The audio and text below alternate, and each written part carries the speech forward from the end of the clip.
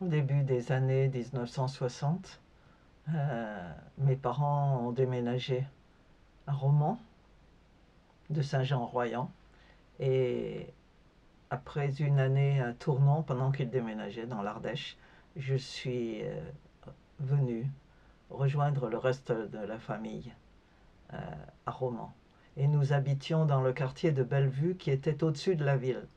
Donc pour rejoindre mon école secondaire, il fallait que je quitte mon quartier et je descendais par un petit chemin qui longeait la route et j'arrivais en bas de la colline et de là je passais dans le quartier des tanneries qui puait toujours. Je ne savais pas trop ce que c'était, mais je savais que c'était des tanneries. Et de là, on grimpait par un escalier intérieur vers le centre de la ville. La ville était une collection de collines.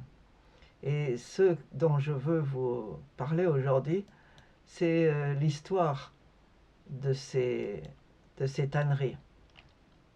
Euh, C'était au bord de la colline des maisons qui utilisaient l'eau du canal au pied des maisons pour le travail des peaux. Et après les avoir travaillées, elles faisaient sécher ces peaux dans de grands balcons qui étaient à l'époque ouverts au dernier étage. Le séchoir, malgré un nettoyage en vue de l'inspection, dégageait une odeur pestilentielle, il faut dire.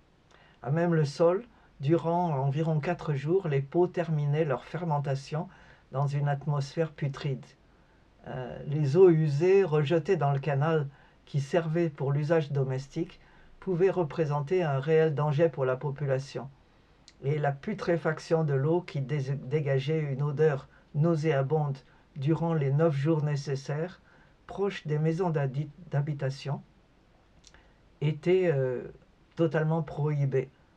Le séchoir laissait donc échapper des exhalaisons méphitiques, selon les gens, qui étaient intolérables. Mais la tannerie a continué à fonctionner sans problème. L'inspection qui devait avoir lieu n'a jamais eu lieu. Euh, le quartier, c'était le quartier de la Prelle, un vallon traversé par un torrent qui s'appelait la Savasse et qui était sillonné par de nombreux cours d'eau. Et tout ça se jetait dans l'Isère, puisque Romans était construit au bord de l'Isère, avec d'un côté Romans et de l'autre côté Bourg-de-Péage, une autre ville, euh, séparée et reliée par un pont. À l'origine, dans ce quartier, on trouvait des plantes qui vivaient dans les milieux humides. Et la prêle, plante herbacée vivace, a donné son nom à cette partie de la ville de Romans. Dès le Moyen Âge, l'abondance des cours d'eau a donné une grande prospérité à ce quartier, permettant l'exercice de différentes industries comme les tanneries, les mégisseries, les teintureries, les moulins, les foulons, les machines à fabriquer à tourner les métaux. La Savasse pénétrait dans la ville par une ouverture percée dans le rempart et qu'on appelait la brèche. Ce quartier euh, abritait aussi l'hôpital de la Charité, plus tard nommé Hôtel Dieu. Et ce quartier, en dépit de tout ce qui s'y passait, a été toujours considéré comme salubre, puisqu'aucune épidémie n'y aurait jamais sévi. Les seules traces du passé qui sont encore visibles aujourd'hui, ce sont les maisons des tanneurs avec leurs fameux balcons sur lesquels on étendait les peaux.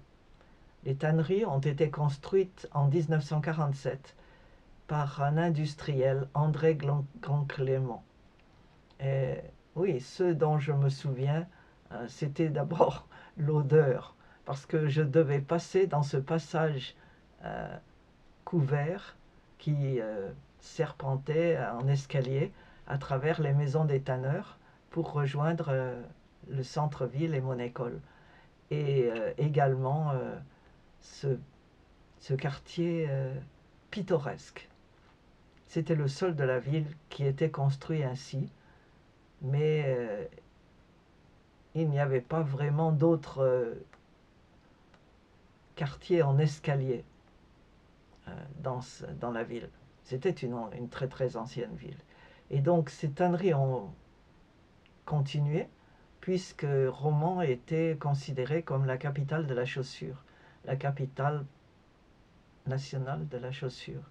Elle a déjà d'ailleurs un musée de la chaussure. Mais les tanneries aujourd'hui, en 1920, en 2026, sont menacées industriellement. Donc on espère qu'elles pourront continuer. Voilà un peu l'histoire des tanneries de Romans.